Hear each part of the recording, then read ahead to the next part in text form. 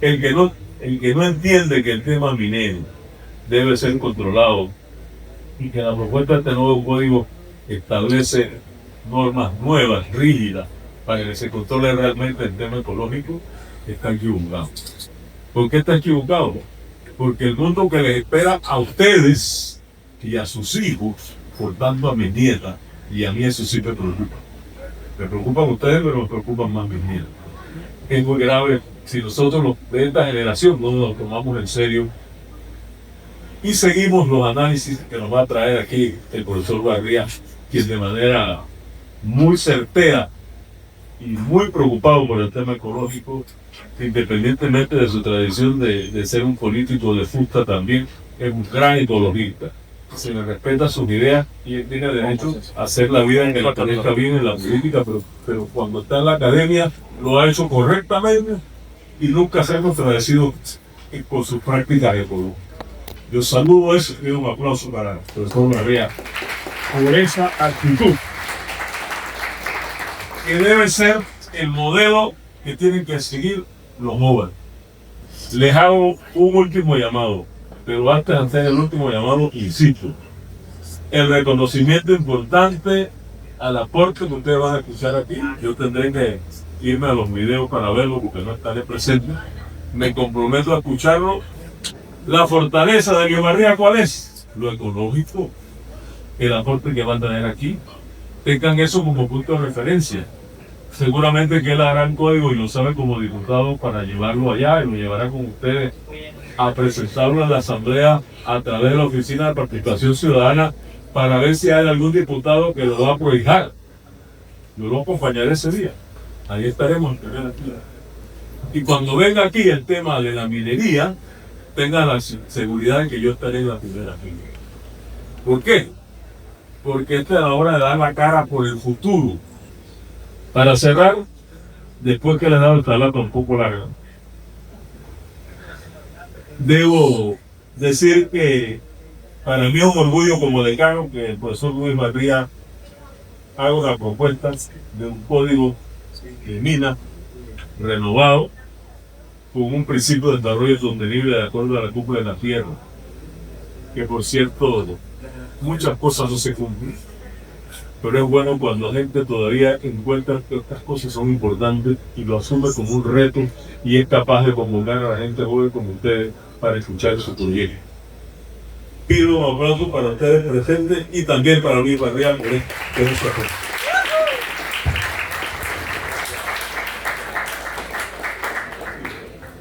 Presentación no sabía que la iban a hacer. Bueno, ante todo, muchas gracias al mesa municipal, doctor Carlos, doctor Will, vicerrectoría de investigación y posgrado, que casualmente, pues esta investigación se la tengo que entregar finalmente a ellos allí, y por eso hoy, como bien dice ahí, es el informe final de la investigación. Y pues nosotros también en la mesa principal, que ahora le voy a pedir a alguno de los asistentes míos que pase esos tomos un ratito aquí al podium mientras yo diserto, porque como pueden ver en las presentaciones que ya les estoy pasando desde aquí desde el podium, como decía el decano, esta es una investigación reveladora y una propuesta sensata ajustada a la Constitución panameña. El nombre original de este trabajo de investigación reposa en esta página que ustedes están viendo y que me aprobó, fue por concurso, la Vicerrectoría de Investigación y Posgrado, como decía el decano. Ese era el título original, pero hay que entender, y lo he aprendido yo también con el profesor Roberto del doctorado, que una cosa es lo que uno al principio plantea como el título de su investigación, porque la tesis doctoral al final también es una investigación y las cosas van cambiando, y en este caso esta investigación demoró 4 años porque yo me gano el concurso y me dan orden de proceder en el 2021, y ya cuando yo iba a entregar el informe final, doctor Carlos, pasó lo del 2023, y ante semejante hecho nacional mi investigación pues no es que estaba incompleta, era que ahora tenía que agregar una serie de elementos que no podían quedar por fuera, y por eso los 2 años adicionales, porque algunas cosas tuvieron que ser entregadas. Y sí, modernización del Código de Recursos Minerales fue variando, obviamente, a lo que finalmente ustedes ven. Y todo esto, para los jóvenes que son estudiantes y otros profesores, ha sido aprendizaje del doctorado. Los abogados no estaban acostumbrados a estos carteles científicos. Esto es parte, ¿verdad?, de la vicerrectoría de maestría y posgrado. Entonces, lo que yo estoy mostrándoles a ustedes aquí es también aspectos que les va a tocar en su momento a los abogados, futuros abogados que se dediquen a la investigación, entender que son parte de su ponencia. Eso se llama cartel científico, y el principio de resumen. Este fue puesto allá en Relati, Colombia, hace 2 años que tuvimos, y este es el que refleja realmente en qué quedó el título de mi investigación, que ha mutado positivamente a evolución histórica y realidad jurídica actual del Código de Recursos Minerales y de las concesiones mineras de Panamá. Una propuesta entonces para la modernización de esta legislación, porque es mucho más que un código, es lo que quiero llamar la atención. Y en ese sentido, pues, la característica y método de la presente investigación, primero es una investigación cualitativa, aunque de alguna manera, conversando con algún colega, algo de cuantitativa tuvo al final, producto de otros elementos, pues es cualitativa, y se tuvo que hacer en base al menos la combinación de 8 métodos: el método histórico jurídico, el método hermenéutico, el sociológico jurídico, el casuístico jurídico, el exegético, el método empírico, el sistemático y el dogmático. Porque al final se tuvo que hacer, por eso lo había con esta cantidad de métodos que no es tan común en una investigación, porque no había prácticamente información, como lo verán. Y sí, tuve que irme, como gracias a la moderadora, a la presentadora, a Chile, España, México, Alemania, Perú y China. Ahora verán un videito de China rápidamente, no lo verán entero, no sé si hay sonido, pero es que queríamos entender la verdad de todo esto, porque a veces los teóricos nos quedamos en la teoría, y en este mundo actual ya no puede ser solo profesor la teoría, hay que ver en la práctica qué es lo que ocurre con las leyes que hacemos. Usted fue diputado, igual que yo lo fui, y a veces uno no sabe. Me recuerda mucho, perdónenme el paréntesis, cuando yo era diputado hicimos una ley que pensábamos, el espíritu de la ley era buenísimo. Mira, vamos a acabar con las bolsas plásticas. Nos salió el tiro por la culata. Porque ahora lo que ocurrió fue que se acabaron las bolsas plásticas y ahora los supermercados encontraron un nuevo negocio, pero además las botellas son de plástico, todo es de plástico. Entonces, hay veces, muchachos, que las cosas se hacen con muy buena fe, pero realmente lo que ocurre en la sociedad cuando se aplican es totalmente lo contrario al espíritu real de la norma. Entonces yo quería entender cómo en otros países estaban haciendo este tema. Entonces ese periplo por estos países mineros, de tradición minera, nos llevó adicional a que es lo que se está viendo aquí en esa mesita que tenemos, más allá de la investigación, que tenemos que seguirme a los parámetros básicos, que es más o menos un documento de unas 30 páginas, no más de eso, lo que se estila. Este trabajo tiene 9 anexos. Esos 9 anexos tienen casi alrededor de 10.000 páginas. ¿Y por qué los pusimos en anexo? Porque fueron resultados de la investigación y teníamos que darlos a conocer. Primero, un listado de 1.200 concesiones, de las cuales finalmente encontramos que 18 de esas concesiones mineras, me refiero, fueron elevadas a ley. Uno de los resultados de las conclusiones nuestras es que no existe tal cosa como un contrato de ley. Eso es una gran mentira repetida 1000 veces en la República de Panamá. Son contratos elevados a leyes, y contratos son leyes, que era la discusión sempiterna, en uno de los resultados de nuestra investigación, que se tenía antes de la denogatoria por inconstitucionalidad en el 17 y en el 23. Decía que los contratos ley no podían ser declarados inconstitucionales por la Corte, porque el contrato de ley era una norma distinta a la ley. Falso totalmente. Son simples contratos administrativos, apréndanse los muchachos, que son elevados a ley por una distorsión. No existe en la Constitución, pueden buscarlo, ningún artículo que diga que hay una norma denominada contrato ley. Entonces nos tenían engañados por muchas décadas. De parte de esto, entonces hay un anexo que plantea todo esto. Está el anexo 2 de las 4 constituciones, porque al final tuvimos que buscar, por eso el método histórico, el problema donde surgía en el cambio constitucional. Panamá ha tenido 4 constituciones, 2 de corte liberal, la de 1904 y la de 1946, y 2 de corte social, la de 1941 y la de 1972. Van a ver dentro 103 convenios ambientales. Tuvimos que buscarlos hasta los años 40 porque según el tema ahora de la convencionalidad y según la Declaración de las Naciones Unidas en cuanto a que el derecho a un medio ambiente sano y libre de contaminación es un derecho humano, entonces las convenciones ambientales son parte del bloque de la constitucionalidad. Son 103, nadie tenía en ninguna biblioteca. Entonces es un aporte de lo que estamos dando. Otro es los decretos de gabinete que se hizo, o que se hicieron los tiempos militares que tenían rango de ley. Uno de esos decretos de gabinete fue el que sirvió para la inconstitucionalidad en la que se basó el magistrado Mejía en el año 17, pero son 5 los decretos de gabinete que encontramos. Los pronunciamientos de la Corte Interamericana de Derechos Humanos en materia de la persona jurídica que ahora existe, llamada naturaleza, 24 fallos. Ya yo traigo una investigación, ahora les hablaré de eso, sobre la cosa jugada constitucional. Nadie lo tenía, pensaban que solo eran del 23, el de constitucionalidad de la ley 406, no, son 24 pronunciamientos, de los cuales la Corte en el fallo del 23 dijo que había cosas juzgadas, pero luego emitió 4 fallos más en donde dijo que hay cosas juzgadas en el tema de la mina de cobre de Donoso. Entonces yo no entiendo qué hace la empresa minera Panamá en el área de Donoso, si ya la Corte Suprema de Justicia dijo que había cosas juzgadas. Y lo que hay cosas juzgadas es que no hay contrato. Y no se puede en este país sin contrato poder estar explotando, ¿sí? Ni teniendo ningún tipo de posesión de una mina. Otro de los anexos es las resoluciones de la ONU.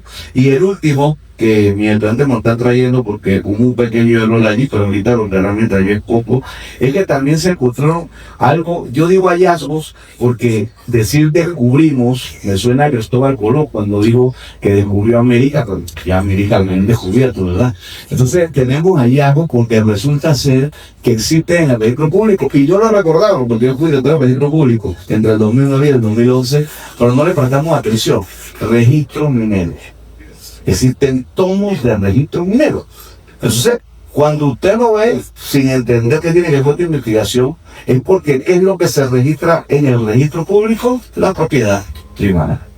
¿Por qué existía tomos mineros? Porque bajo la Constitución del 4 y del 46, que eran de corte liberal, las minas si podían ser objeto de apropiación privada. Entonces se creó a través de unas leyes los registros mineros, y ese es otro aporte que le estamos dando a la facultad. Entonces son 9 tomos, además del documento de la investigación, que estamos dando como aporte. Entonces, este pequeño video, mírenlo. ¿De qué es esa lámina? Cobre, esa es la que viste ahí. Mira, sale blanquita ya. Cobre, es el color del cobre.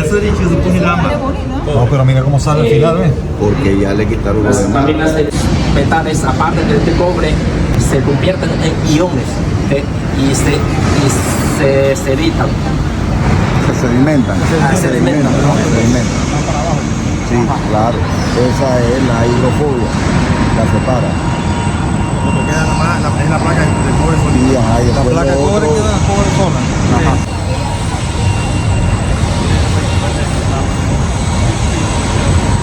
Las láminas de pinos, una vez producidas, serán transportadas a esta planta de electrólisis. Durante este proceso también se generan sedimentos. Estos sedimentos se tratan de cobre, o sea, metal alódico.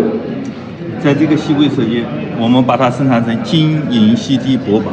Y en aquella planta, aquel taller, producimos estos, fabricamos, procesamos estos sedimentos a placas, cables de cobre, de zinc, entre otros productos que estamos vendiendo. 2 preguntas. La primera, ¿cómo se llaman los 2 procesos técnicamente hablando? Y la segunda, ¿en qué punto se separa el cobre de la plata y del oro? 在这个色液分离器， Acá, ahí se separan cobre con oro y plata. Estamos aquí en un parque turístico en China. No tiene mucho sonido, pero si prestan atención, es porque yo quería ver después que se llevaron el concentrado de cobre, ¿qué era lo que salía? Le pusimos letras por el tema del sonido y creo que pueden leer un poquitito, yo les hablo mientras ustedes van leyendo. Ahí están viendo cómo del concentrado de cobre, que en teoría es concentrado de cobre, que se lleva de aquí, ellos van explicando cómo van sedimentando y sacando las planchas de cobre, pero de ese concentrado de cobre no va solo cobre. Y allí, por ejemplo, esta planta minera, que me reservo cuál es, nos dice con todo descaro en qué punto el lodo de cobre que llega en grandes graneleros, lea lo que dice ahí, se va separando y sale el oro y la plata. Todo el tiempo nos estuvieron engañando. Por cada barco que sale con lo que le llaman lodo de cobre, van otros minerales. Ahí ellos están diciendo, traten de leerlo, ¿sí?, que son las plantas donde ellos van separando a través de electrólisis y otras fórmulas el cobre del oro y de la plata, ¿sí? Entonces, cobre, sí, y otras cuestiones, porque es que el país vive en la ignorancia. Al final estamos al azar, ahí están las preguntas, miren eso, donde se dan los procesos de separación, ¿sí? Ahí. ¿En qué punto se separa el cobre de la plata? Y ahí te lo dice, que en ese lugar donde se separan el cobre de la plata, ¿sí? Entonces, es un descaro total, o quizás es una ignorancia de un pueblo al que no le han querido enseñar cosas que deberíamos saber desde niños, ¿no? Entonces, ahí estoy yo, simplemente les dejo ese videito. Pasamos, como estamos obviamente entregando el informe final, estos son algunos de los libros, los paso rápidamente porque no quiero cansarlos con esto, que tuvimos que estar leyendo de otras realidades de algunos otros países sobre el tema en cuestión, porque al final no hay absolutamente literatura alguna en Panamá. Nos han venido, ni siquiera en la facultad se enseñaba hasta hace algunos años realmente derecho de minas. Entonces tú tenías abogados que no estaban formados en derecho privado, derecho público, derecho social. Entonces, de este trabajo de investigación han surgido al menos 6 publicaciones mías. La más reciente es esta, la cosa juzgada constitucional, en el caso de la mina Panamá, se publicó en el mes de noviembre. Esta es donde me están diciendo que otro de los artículos que surge de esta investigación, profesor Carlos, va a ser publicado en un libro colectivo, nunca publicado en un libro colectivo, será la primera vez en la Universidad Autónoma de Guerrero, México. Esta publicación, que es la revista Vitalias, hace un año, esta obra que es la revista Cátedra, donde yo ya planteaba, porque la vicerrectoría dice que debe ser publicado en una revista científica. Entonces ya yo logré que lo publicara, pero se publicó en extracto.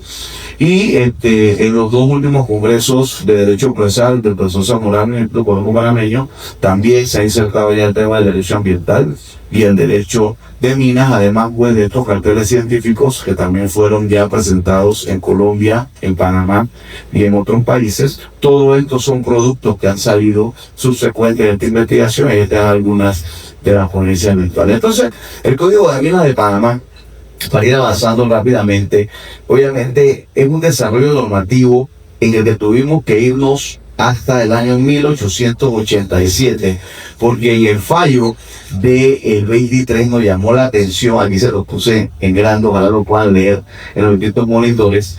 La Corte dijo, también por eso tuve que investigar más, ¿será que yo me he equivocado? Ese es el fallo, esa es la página 103 del fallo del Código Minero. La Corte decía que el primer Código de Minas era la Ley 76 de 1904. Y yo decía, pero si la primera comisión codificadora fue designada y no tuvo resultados hasta 1916, que puedan aprobar los códigos civil, de minas, de comercio, ¿cómo va a decir la Corte que el primer código de minas en Panamá fue de 1904? Bueno, erró un poco la Corte ahí, digamos que hubo mucha presión ciudadana para ese fallo. Lo que ocurrió es lo siguiente: otro hallazgo durante la investigación. Si lo sabían otros, yo no lo sabía. La República de Panamá se independiza en el 3, pero hasta casi el año 1930 siguió utilizando muchísimas leyes de Colombia. Muchísimas leyes de Colombia. Ahí es donde fallamos mucho en el tema nacionalista, ¿no? nos creemos independientes, pero a veces no sabemos lidiar con la independencia. Es como el adolescente que llega a los 18, quiere vivir, pero quiere que el papá le siga dando cosas. Bueno, esta fue una de las leyes que seguimos usando, y lo que ocurrió en el 1904, en que la Asamblea de Panamá modifica una ley de Colombia. Por eso la Corte pensaba que ese era un código panameño, no era un código. Entonces esto nos hizo tener que ampliar la investigación, como les dije, y nos fuimos hasta el inicio de los años 1800 y encontramos una cantidad de libros en Colombia espectaculares. Esta es la ley 76, casualmente, donde se tiene pues lo que planteaba la Corte, que es lo que ellos pensaban era el primer código de minas, pero realmente allí mismo esa ley, miren que lo decía, dice, modifica la ley 292 de 1875. O sea, la misma ley panameña planteó que modificaba la colombiana, y eso es lo que aquí les estamos mostrando, era de 1887, la ley 38. Entonces, durante todos estos años, hasta el 16, se utilizó la legislación colombiana, que es esta que ustedes están viendo aquí, para regular el tema de minería en la República de Panamá. Y eso nos lleva entonces a lo que sí fue el primer código de minas, que es la ley 1 y 2 del 16, en la cual se aprobaron todos los códigos que les he mencionado, entre esos el código de minas de la República de Panamá. Este fue el primer código de minas, así se llamaba en ese momento, después se llamó Código de Recursos Minerales. Entonces, lo interesante con todo esto es que viene el decreto de ley 23 del 63, el que dice que está vigente. Ahora yo demuestro en mi investigación que está derogado, y ahora les sustento por qué. Entonces sí, a ustedes les hemos estado enseñando, y a mí también me enseñaron una norma derogada. Entonces, ahí es un poco el tema del método axiológico, porque ahí es donde nos vamos de una u otra manera al espíritu de la norma. Y ahí es donde se ve que el espíritu del constituyente del 72 fue derogado. Este código lo voy a demostrar por qué. Entonces sí, el capítulo segundo de ese código, en teoría vigente, es el que trae una palabra que yo desde que estudié aquí en los años 90 decía no la entiendo. La parte final dice, no podrán ser objeto de apropiación privada, está bien, pero podrán ser concedidos en usufructo, en la forma y condiciones que en la Constitución y el Código señalan. Y yo buscaba la Constitución, siendo estudiante, dice, pues la Constitución en ningún lado habla de usufructo. Entonces, Roberto, ¿por qué el código dice esto? Y el otro código, aunque no lo quiero caer, el otro artículo que sigue, dice además que los minerales otorgados en el usufructo serán considerados propiedad, ¿sí?, del que lo extrae. Si la Constitución te dice que no puede, ¿cómo tú metes el usufructo y después dice que será propiedad? Todo eso me llamaba la atención. Bueno, vamos a investigar. Entonces, ¿por qué se habla de derogación tácita? Porque casualmente el artículo 326 de la Constitución de 1972 taxativamente dice lo siguiente, que quedan derogados todas las normas que les sean contrarias. ¿Qué fue lo que ocurrió? En la Constitución del 904 se permitía la propiedad privada de los minerales y de los yacimientos. Y cuando existió el registro público, eran registrados. Cuando en el 41 se aprueba la Constitución, esa Constitución del 41 literalmente nacionaliza todos los yacimientos y todas las minas. Ahora lo veremos. Cuando vino la Constitución del 46, que no sabía cómo volver a la propiedad privada, porque no había redes, sí hubo una conciencia social donde la gente entendió, ahora los minerales sí son del pueblo panameño. Allí es donde se les ocurre, para salirse por un costado, insertar lo que ustedes están viendo allí, que es el usufructo minero en el 46. Sí, allí es donde dice, en ese título de la Hacienda Pública, en el 46, el tema del usufructo, mientras que en la del 72 no existe el tema del usufructo. Ahí se lo voy a mostrar. Dice el número 6 del artículo que les acabo de mencionar, las salinas en el 46. Los yacimientos de toda clase no podrán ser otra cosa privada, pero podrán ser considerados en usufructo. Por eso, el Código de Recursos Minerales decía aquello. Porque si el código fue hecho en el 63, fue hecho en base a qué Constitución, a la del 46. Pero en el 72, que es la que está abajo, ustedes ven que no aparece el tema del usufructo. Entonces, el artículo que les estoy diciendo de la Constitución, el 326, quedan derogadas todas las leyes y demás normas jurídicas que sean contrarias a esta Constitución. Ahí está el método axiológico. El espíritu del constituyente del 72 eliminaron el usufructo de la Constitución. Entonces, un código basado 100% en usufructo minero, porque lo conocemos, sabemos que 100% usufructo, queda derogado. Y la derogación tácita en aquella época en esa época no existía la tecnología hoy en día.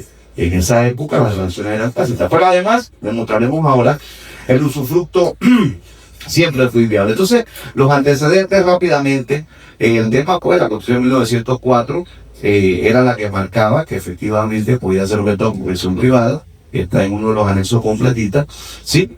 Luego la Constitución del 41, ¿sí? Era la que taxativamente indicaba, aquí se lo muestro, voy a ampliarlo un poquitito, ¿sí? Y leo y cito: sobre los bienes comprendidos en los ordinales 5 y 6 del artículo 145, se refiere a las minas, yacimientos y todo, ¿sí? Y a los 3 primeros 46, con respecto a los cuales existía al tiempo de entrar a regir esta reforma constitucional derechos de propiedad privados, se van dando cuenta, adquiridos conforme a la legislación anterior, sus propietarios actuales conservarán el dominio útil. Después explicaremos el tema del dominio útil, porque también se ha perdido mucho en la enseñanza de la facultad, durante 20 años, en los mismos términos indicados en las leyes. Pero la nuda propiedad revertirá al Estado sin indemnización alguna. La nuda propiedad es la propiedad. Lo que pasa es que el pleno dominio está conformado por la nuda propiedad y el usufructo. Tiene pleno dominio quien tiene el título de propiedad y quien usufructa ese bien. Esto ya no se nos enseña mucho aquí, pero el constituyente aquí estaba claro. Entonces esta Constitución nacionaliza y más nunca dejaron de ser propiedad del Estado. Qué interesante. En el 46, bueno, ya lo dije, aquí se los amplío para que lo vean rapidito, es donde entonces se inventan este exabrupto, yo ahora voy a explicar porque es un exabrupto constitucional, porque usted puede poner en la Constitución lo que sea, pero el verdadero abogado que entiende la figura del usufructo, ahora que lo explique, se va a dar cuenta que es inviable. Ni el usufructo ni el cuasi usufructo pueden proceder con minerales extraídos o sustraídos del subsuelo. Y bueno, la N72, que obviamente es la que está vigente, que es la que claramente dice pertenecen al Estado. Punto. No pueden ser objeto porque son privados. Y el 258 reitera, pertenecen al Estado, son de uso público y por consiguiente no pueden ser objeto porque son privados. Nunca los minerales han podido. Entonces, dejaron vigente un código que está basado en una constitución que planteaba la propiedad privada de los minerales, cuando la constitución vigente de 72 hace rato eliminó esa posibilidad. Qué interesante. Todo esto es parte de esta investigación, y esto que van a ver ahorita, que se los voy a pasar rápido, es algo que nos busca los orígenes desde Colombia, porque pues, si la Corte Panameña para declarar inconstitucional la ley 406 se fue hasta el código del 4, que realmente era el código colombiano, entonces tenemos que entender qué es lo que pasó en Colombia. Y en Colombia tenemos un libro espectacular del doctor Carlos Duarte, donde él plantea todas las etapas por las que ha pasado la minería en Colombia. Algunas de esas etapas, Panamá todavía era parte, por supuesto, de ellos. Y lo primero que se plantea es esto que vino desde la época antaña, ¿no? De los años 1250 se va ahí, hasta los años 1783, y él le llama pues a esto el sistema de ocupación neogranadí. Sí, solo se lo voy a pasar para que vean que está bien sistematizado. Luego en la cronología del línea del tiempo, el principio de accesión, que va del 821, cuando Panamá se independicia de Colombia y se une de España y se une a Colombia, hasta el 875 es la etapa de accesión. Luego, entre el año 886 al 909, el principio de res nullius, ¿sí? Ya Panamá se independizó de ellos. Luego, el tema de la evolución de la legislación minera allá en Colombia, se da el modelo de la concesión, ese que todavía quisieron permanecer aquí hasta la fecha, pero que ya les estoy diciendo que no existe, y ahora verán por qué. Ojo, esto no es un ensayo de Luis Bardía, esto es una investigación científica. Yo no estoy aquí planteando mis opiniones. Yo estoy aquí generando los hallazgos jurídicos. Y dura ley, se lee. La ley dura, pues la ley. Lo que ocurre es que no nos las habían querido enseñar en la Facultad de Derecho, en ninguna Facultad de Derecho. Y ahora veremos mucho de eso. Entonces, quienes manejaban el derecho de mina en este país eran los abogados que representaban a las compañías mineras. Entonces, siempre redactaron contratos desde el punto de vista de que de los intereses privados y nunca desde el punto de vista estricto del derecho de mina, que la Facultad de Derecho está dentro del Departamento de Derecho Social. Entonces es un derecho social y no es un derecho privado. Entonces el modelo de concesión, aunque ellos duró hasta los años 50, ellos luego pasaron al modelo de la nacionalización. Imagínense, lo que aquí se dio en el año 41, con la Constitución del 41 en Colombia se dio hasta los años 60, y vino luego la legislación mixta, pública-privada, desde el año 1988.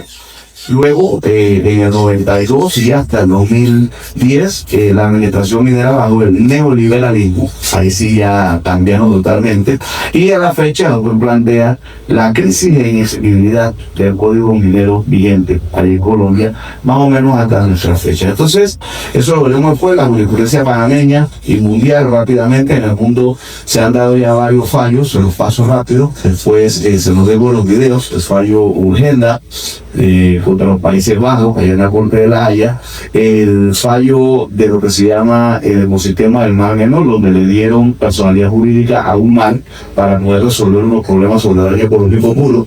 Y en el caso de Panamá, ahí dice 25, fue un error, son 24 fallos o pronunciamientos, están en otra investigación científica mía ya publicada, en una revista indexada. Es decir, la Corte ha tenido ya pronunciamientos desde el 2011 en torno al tema, y todos, el 100% de los pronunciamientos, tanto en sala tercera como en pleno, ya sea amparo, demanda de constitucionalidad, advertencia de inconstitucionalidad, todos los pronunciamientos fueron en contra de la mina y a favor de la naturaleza o del Estado panameño, incluyendo lo de inconstitucionalidad. Entonces, es interesante porque rápidamente todo esto, amparo de garantías, iba viendo las fechas más o menos en el 2011.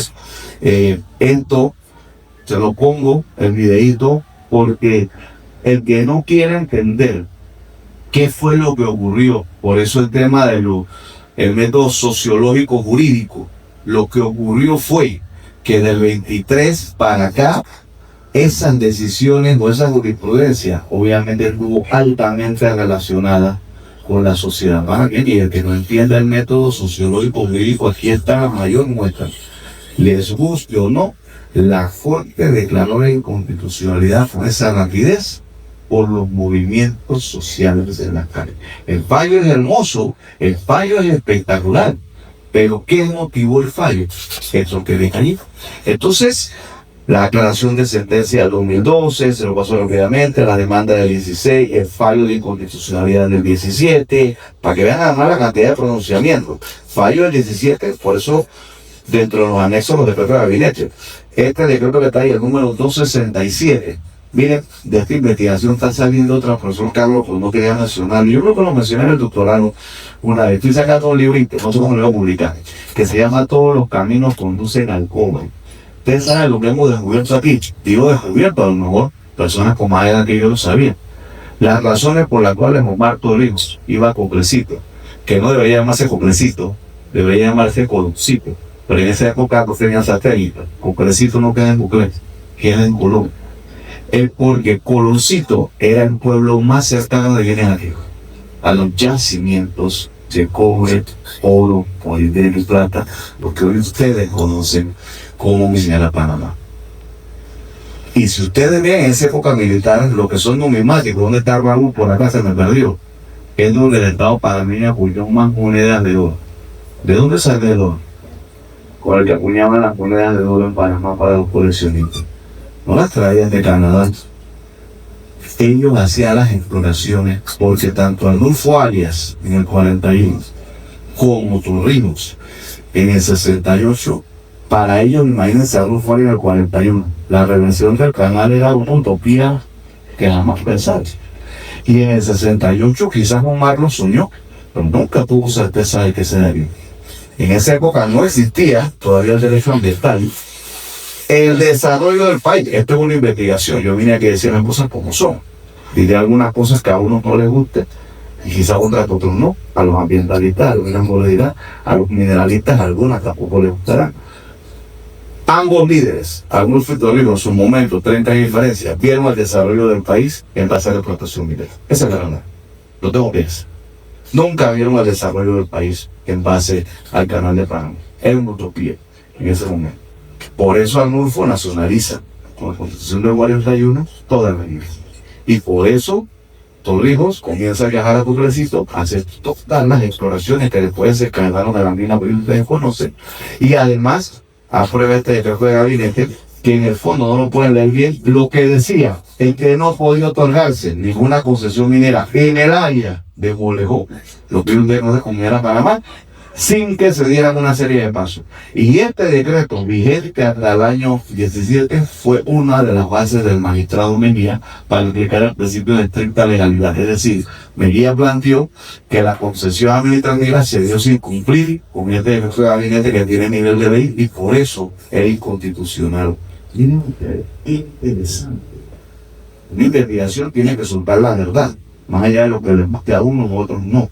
Entonces, estos son los fallos, termino de pasarlo rápidamente para ir a otra etapa. Lo que quiero que sepan es que hay cosas jugadas constitucional y hay 24 pronunciamientos, entonces la Corte no puede, ahí lo tienen todos en esas gráficas, ahí lo tienen todos, el último, estos 4 que están aquí, no sé cómo se ve, de rojo, en la última línea de abajo del 2024, los 4, la misma Corte dice que hay cosas jugadas constitucional. Entonces, ¿qué estamos discutiendo? Si hay cosas jugadas constitucional y ya dijiste que no hay contrato, ¿qué hace la compañía First Quantum o Minera Panamá en una propiedad del Estado? Si me preguntan a mí, me adelanto, hay especulado de eso.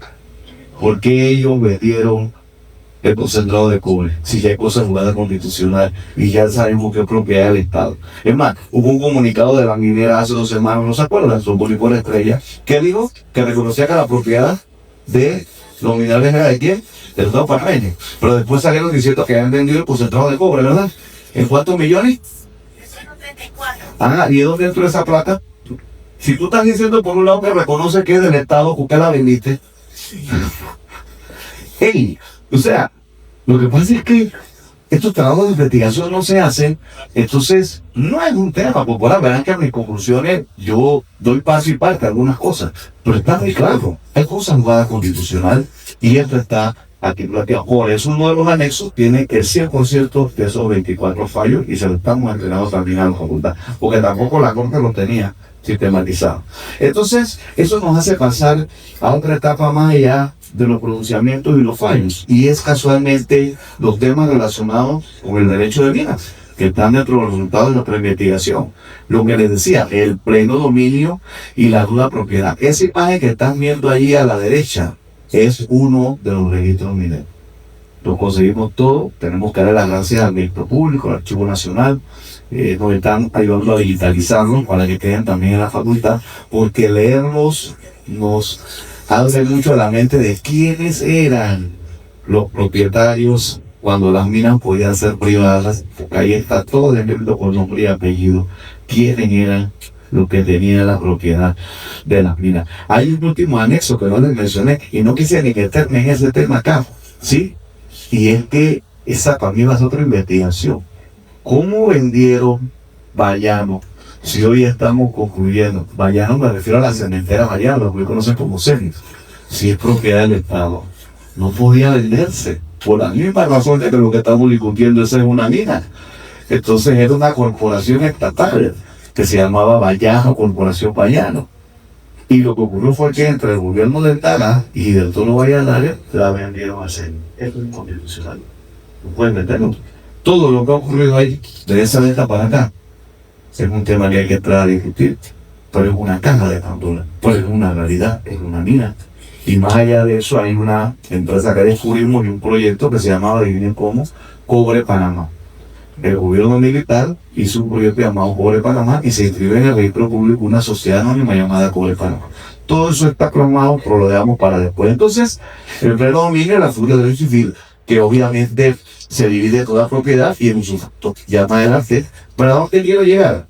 Que con este tema del registro de minas, donde se permitía a través de una ley, esta es la ley número 15 del 59, y ahí lo dice, por el cual se crea el registro público, el registro de minas. Eso fue lo que hicieron con el código de minas para poder justificar el tema de las propiedades. Pero lo que es interesante en esto es lo siguiente, que si usted entrega en usufructo un puerto, o entrega en usufructo una carretera, o entrega en usufructo un tren, cuando finalice el usufructo, o sea, el proceso de concesión, usted devuelve el tren. Pero como se lo he dicho yo a mis estudiantes de minas en las clases, si usted entrega en usufructo unos minerales que son un bien inmueble, una montaña, la destruye, extrae cobre, oro, plata y los vende, cuando acabe el usufructo, ¿qué le devuelve al propietario? El hueco. Que me lo diga un abogado. El hueco. No puedes devolver. El cuasi usufructo, profesor, porque en el cuasi usufructo es cuando usted no puede devolver lo mismo, pero devuelve otro igual. Va a buscar más oro, más cobre y más plata. Nunca fue viable todos esos cargos. Jurídicamente hablando, la figura de eso. Fue una aberración que se inventó en el 46, pero que desapareció en el 72. Entonces, ya eso no puede ocurrir más. El Código Civil, para mis amigos los civilistas, no está recién, está por aquí, no lo he visto, como bueno entró y salió, pero el Código Civil tiene un poco de artículos que también están totalmente inconstitucionales. Se me fue el profesor Arecio, pero yo quería que el profesor Arecio viera esto que dice el Código Civil, ¿no? Sí, esto que está acá. Todo lo que tiene que ver, dice 342, el descubrimiento y exploración de huacas o sepulturas y patrios de indios se regirán por la disposición del Código de Minas. Pero cuando el descubrimiento de una huaca o sepultura fuese causado fortuito, se considerará como un descubrimiento de tesoro. Eso es inconstitucional. La Constitución ya planteó que todo eso es propiedad del Estado, pero como este Código de Minas también había sido hecho en base a la Constitución de 1904, tiene una cantidad de artículos del Código Civil que violentan totalmente la Constitución. Otro hallazgo, ¿sí? Y otro de los resultados de la investigación para el Departamento de Derecho Privado, Derecho Civil. Esto aquí es para mostrar la ley 16 que aprobaba los códigos civiles de comercio, de minas, es decir, todos fueron aprobados en base a esa filosofía liberal que ya no la tenía. Este es uno de los grandes problemas. Lo que están viendo allí en el primer cuadro es las facultades de derecho, donde se enseña derecho ambiental y o derecho de minas. Entonces este es el gran problema de la educación panameña. Y es que, como lo ven allí, derecho de minas se enseña el 0% de la facultad. Lo que ocurre es que en dos facultades se enseña minas con industrial, una de esas es esto, y en otras facultades, dos más, se enseña agrario con minas. Pero se da de minas muy poquito. Entonces, está sacando abogados que no entienden absolutamente nada de lo que yo les estoy hablando. Porque además se rige por el principio de los derechos sociales. Entonces, tú no puedes resolver los problemas de un país si tú como abogado es el oncólogo que está tratando de resolver un problema neurológico. O el pediatra que está tratando de resolver un problema ginecológico. Sí, son médicos, sí, pero sus especialidades son distintas. No pueden funcionar igual. Entonces, el problema de la educación. Otro de los resultados que se tiene en la investigación, ahí les veo que efectivamente está en el Departamento de Derecho Social, Derecho Industrial y Minas, entonces es un derecho social, por lo menos la República de Panamá. Este video se lo paso rápido, solo para que vean, basado en datos oficiales. ¿Sí? Este video lo cuento también en mis salones, pero basado en datos oficiales entre el año, adivinen qué, junio del 2023.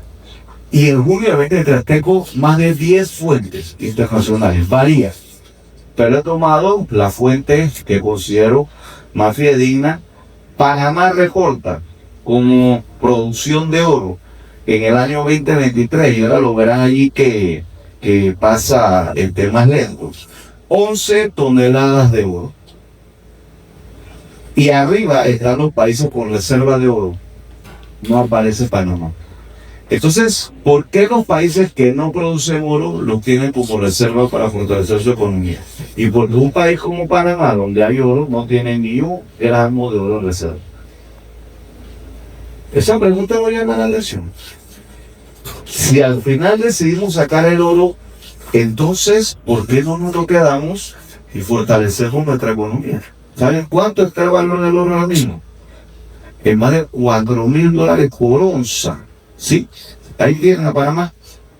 Esto no lo hizo Olivaría, 11 toneladas de oro a junio del 2023. Cuando todavía operaba la línea. Estos son unos pequeños cuadritos donde yo hago un trabajo rápido de cuánto entonces representaría para la economía panameña si tú te quedaras con el mineral.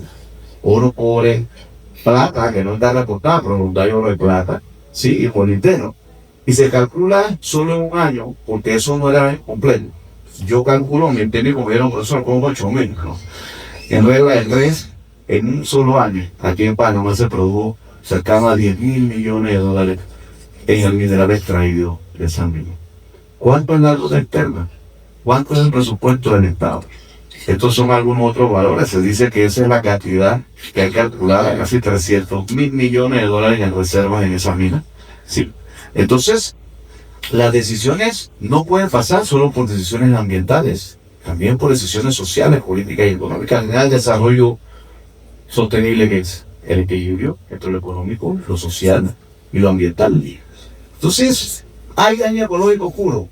Decía la pregunta inicial de mi investigación: ¿podrá Panamá ser un ejemplo y podrá hacerse extracción minera conservando la naturaleza? Yo creo que hay que ser consuelo. Mi investigación concluye primero que en un tipo de mina, como la mina de Donoso, donde el mineral está diseminado, es decir, no está en beta, está difuso, no hay forma de extraerlo sin que se vea un daño ecológico puro. Vamos a hacerse. Todo eso que está diciendo el ministro de Ambiente y mi ambiente, eso no es posible. ¿Sí? Entonces son temas de decisiones. Fuera del país, profesor Barría, están mis conclusiones. Entrar y darse le da la gana. Ahora explicaré cómo. Sí puede. Pero ¿puede traerlo, profesor Barría, sin causar un daño al ambiente? No. Entonces tenemos que tomar una decisión. Y eso es parte de mi compañero de doctorado. Me dice que habló mucho de Escazú. Pero bueno, ese habló. En Escazú lo que te plantea es que tiene que haber qué cosa. Sí, la consulta y la participación ciudadana en las decisiones ambientales. Entonces sí, lo voy adelantando. Uno de los puntos de conclusiones: sí puede el país entrar sus minerales, pero no puede evitar, por lo menos con la tecnología de hoy en día, año 2025, y con ese tipo de mina. Si fuera una mina de filón, que tú hables de un túnel y entra, ahí sí, tú pudieras controlar la montaña. Pero esta disposición tienes que destruir totalmente las montañas. Entonces, hay daño ecológico puro. Antes no existía la naturaleza como sujeto de derecho, ya existen. Entonces yo hago otra pregunta aquí. Sí, en torno a lo que dice ya la ley 2800, no voy a reparar en esto, que otorga la legitimidad activa, que otorga los derechos naturales y que además con la personalidad jurídica puede entonces, o estamos ya en la era de los jueces ambientales. Yo me respondo que ese es un tema que tenemos que abordar. El compañero Chan casualmente hablaba de la jurisdicción ambiental. ¿Estamos ya en la era de los derechos superhumanos? Probablemente, si ya se está reconociendo la naturaleza como sujeto de derecho y que además tiene derechos, él no es un ser humano. Ya eso es otra cosa, como lo queramos llamar. Estamos ya en la era del cambio del paradigma, pues, del pensamiento antropocéntrico, el hombre en el centro del desarrollo jurídico y demás. Pues estamos en el pensamiento ecocéntrico. Las normas tienen que ser desarrolladas de otra manera. Estos son algunos de los temas de control de la convencionalidad. Los paso rápidamente. El tema que ya sabían que es Escazú, sí, que se ha mencionado, y eso nos lleva entonces a ir ya a algunas de las partes finales de esta presentación. Sí, algunos hallazgos, se los voy mencionando rapidito. El caso del cemento bayano, que ya más adelante va a tener que ser desarrollado, profesor Carlos, por la vicerrectoría, y se puede en otro momento en una investigación. Y el caso del cobre, Panamá S.A., que creo que fueron todos hechos totalmente en violación de la Constitución, y hay todo un tema. La existencia de la doctrina de los actos propios del Estado panameño en esta materia, con el criterio Panamá, cae la doctrina de los actos propios, no puede echarse para atrás en base a todo lo que ya la Corte Suprema de Justicia se ha pronunciado, siempre en el mismo sentido con respecto a la minería. Los TPC y los acuerdos de protección, este es un gran hallazgo de las inversiones, lo digo a la Corte, en el fallo del 23, no son parte del bloque de la constitucionalidad, lo dice taxativamente. Entonces, quienes alegan que están al mismo nivel los acuerdos ambientales que los TPC y los de inversión y que por eso los arbitrajes, no. Esos no son parte de ningún bloque de la constitucionalidad. Así que ahí ante un arbitraje perdería la empresa. Por eso es que la empresa no quiere arbitraje. La escuché diciendo que no quiere arbitraje. Es por eso. El tema del distorsionado concepto de territorio. No voy a entrar en eso, pero hay que ahondar en lo que dice el artículo 3 de la Constitución. Hemos venido confundiendo desde los libros de Noris Correa de Sahur el término territorio con el término de superficie terrestres. Le dicen a usted, ¿cuánto mide el territorio de la República de Panamá? 75.000 kilómetros cuadrados. Pero cuando usted lee el artículo 3 que dice que se entiende por territorio la superficie terrestre, el mar territorial, la plataforma continental, el subsuelo, el espacio. Entonces no son sinónimos territorio y superficie. Aquí a los geógrafos y a todos ellos hay que replantear muchas cosas, porque el territorio de la República de Panamá es cúbico. ¿Y qué tiene que ver todo eso con el tema de minas? ¿Y qué usted creen ustedes que se encuentran los recursos minerales? En todo el territorio, incluyendo el espacio aéreo. Entonces los temas tienen que venir desde el origen. Y la falta de profundización en el título de la hacienda pública de la Constitución. Conclusiones, rápidamente. El actual código, procedo a leerlo para no equivocarnos, de recursos minerales está derogado desde el 72. Esa es una de nuestras conclusiones. Hay varios artículos del Código Civil también derogados. La Constitución panameña sí permite la explotación minera, pero exclusivamente por el Estado. Ya hay cosa jugada constitucional, por ende el sistema que se tenía de concesiones ya no es posible. El Estado debe crear las empresas estatales, lo dice la Constitución, y puede, mediante licitación pública, contratar empresas privadas, pero ya no para darles propiedad de los minerales, ni usufructo de los minerales, ni participación en las ganancias, ¿me entiendes? Licitas para que una empresa te extraiga el mineral, si lo decides, y le pagas con lo que extrae. Llega a un acuerdo, pero lo que extrae es propiedad del Estado panameño si es que el Estado decide hacerlo. El tema de atesorar el oro y la plata, a mi criterio, eso, si es que decidimos extraer los minerales, debe quedarse en la República de Panamá. Se debe crear el Fondo Soberano Minero en caso de que esto ocurra, y todo lo que obviamente se repercuta en ganancias por la venta de los minerales debe ir a ese Fondo Soberano, que por los números que ya les puse, en 10 años estaríamos por encima de los 100.000 millones de dólares en el Fondo Soberano. Y eso es mucho dinero. El nuevo Código de Recursos Minerales debe ser redactado. Sí, eso es lo que yo planteo. Yo planteo algunos aspectos de los minerales en este código y se debe aprobar junto al Código de Ambiente. Van de la mano. No puede haber un nuevo Código de Recursos Minerales si aquí no hay un Código de Ambiente, porque es el equilibrio necesario. El tema de la jurisdicción ambiental, yo sí planteo que debe existir una jurisdicción ambiental, y hasta planteo que la Corte Suprema de Justicia debe dividir la sala tercera, que ve los derechos humanos, lo laboral, lo ambiental, lo contencioso. Al menos debería haber una sala de los derechos sociales, y de la Corte para buscar una jurisdicción ambiental. No existe respaldo constitucional legal para que unifique lo que ha hecho el gobierno actual, y no es un tema contra el gobierno, yo creo que eso es científico, ¿no? Digamos, el Estado panameño, de permitir la minera Panamá que entrara a cuidar nada y a vender nada. Ahí hay peculado de uso, allí hay delitos de abuso de autoridad en la misión, y ahí hay una serie de cosas, inclusive, que están bien delicadas. Es el Estado, el que a través de su fuerza pública debe hacerlo. La reciente venta del concentrado de cobre, por ser el bien, como ya lo hemos dicho, un bien público, es el equivalente a que tú decidieras vender el canal de Panamá, pues, o que quieras vender los carros de una entidad pública. Si tú estás diciendo que es un bien propiedad del Estado, ¿cómo lo vendiste el concentrado de cobre después de la declaratoria de inconstitucionalidad? Adicional a esto, Minera Panamá sí debe ser procesada por daño económico puro. Hubo un daño económico puro, y eso es una realidad. Debe crearse, yo lo planteo. Me causa asombro que el gobierno lo mencionara. Yo planteo en este documento desde el 29, que ya lo tenía hecho, la creación de la Autoridad de los Recursos Minerales como un ente autónomo del Estado. Y planteo que no solamente los recursos minerales como lo que entendemos, sino también los recursos energéticos, que en otros países son recursos minerales. Lo relativo al tema del oro y la plata, habría que analizar en el sistema monetario panameño. Se debe finalmente ordenar el territorio. Hay falta de un ordenamiento territorial. No sabemos dónde están las minas, dónde están los bosques, etc. La mina panameña debe ser o iniciar el proceso de cierre. Sin embargo, aquí quiero hacer un alto. no puedo ser irresponsable. Eso no es ir y ponerle un corcho. Eso no puede ser. Mis amigos ambientalistas, no puede ser.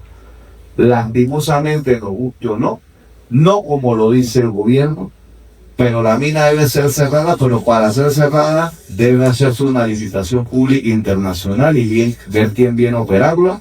Algunos piden el cargo, según mi experiencia, otros dirán lo contrario. Para mí, un cierre de esa mina no se va a lograr en menos de 15 o 20 años, y la única manera de cerrarla es extrayendo, para con la plata de lo que extraen, además de fondear el fondo soberano, tener los recursos para ir a cerrarlo. No hay otra manera. Dejarla abierta es una irresponsabilidad, ¿sí? Pero plantear abrirla con la misma empresa a la que se le declaró constitucional, o plantear un contrato de concesión que les estoy diciendo no es viable de su fruto, tampoco. Tendría que ser bajo los parámetros que la investigación ha arrojado. Al mundo, al final, ¿qué es lo que le importa? Es uno también de mis conclusiones: el cobre y los minerales. Al mundo no le importa Minera Panamá. Cuando Arabia Saudita decidió sacar a las empresas que explotaban el petróleo, Estados Unidos entró con sus empresas y negoció y le preguntó: ¿usted va a seguir vendiendo los petróleos? Sí, de forma estatal, sí. Ellos negocian. Si Panamá decide mañana, no vuelta en plan de cierre de mina, seguir extrayendo cobre para financiarse, para llegar al cierre total en 15 o 20 años, el mundo solito se va a encargar de Minera Panamá, se lo puedo garantizar. Porque al final lo que le interesa al mundo es el cobre. El tema referente a que se pueda o no extraer, ya lo dije, algún tipo de mineral sin que conlleve algún tipo de daño ecológico, no es posible. Así que si lo decidimos hacer es porque se vio una amplia consulta ciudadana en donde el pueblo entendió. Y es como cuando tú tienes que tomar decisiones difíciles en tu casa y no tienes una forma de hacerlo sin que cause daño. Pero tienes que hacerlo a sabiendas de que el daño está hecho y es irreversible a donde lo dejó Minera Panamá. Y lo que podemos es ir cerrando y mitigar, pero nunca llegar al estado inicial que tenía eso, al menos en cientos de años. Y lo último, los recursos minerales del Estado de Panamá y el Estado somos todos. Entonces, tiene que haber consulta ciudadana para esta decisión con respecto a esta mina. Hay una moratoria minera, pero ojo, lo dejo también allí en el tintero. Existen otros contratos elevados a ley, porque no les llamo contratos ley, porque no existen, que no han sido declarados inconstitucionales y que siguen vigentes y son una espada de Damocles. Entonces, en ese sentido, pues, agradecimientos a todos mis asistentes que me ayudaron a llevar adelante este tema, al amigo Jaime Fon, que me dio mucho en investigación jurídica, a todos los personeros del registro público y los archivos nacionales que también obviamente nos dieron la mano para lo que vamos a entregar y lo que está por entregar, a la Vicerrectoría de Investigación y Posgrado, al decanato, que realmente nos apoyó mucho en esta investigación, porque sin ellos no hubiésemos podido lograrlo. Y a mis estudiantes, a los que los he rellenado un semestre con un tema que siempre fue difícil para mí, esto de derecho de mina es complicado y cansón, por haberme escuchado y por entender que si queremos ser unos abogados completos y indistintamente de lo que nos vayamos a especializar, es el equivalente, decía yo, a un médico que por más que diga que va a ser ginecólogo y él no tiene por qué saberse todos los huesos del cuerpo humano, porque él no va a ser ortopeda. No, usted tiene que saber cuántos huesos tiene el cuerpo humano. El abogado tiene que saber esto, porque por no conocer esto es que no hemos podido como país enfrentar todos los problemas que nos hemos enfrentado y que todavía no se ha solucionado. Así que pues muchas gracias, bendiciones, y cualquier pregunta o comentario estamos a la orden.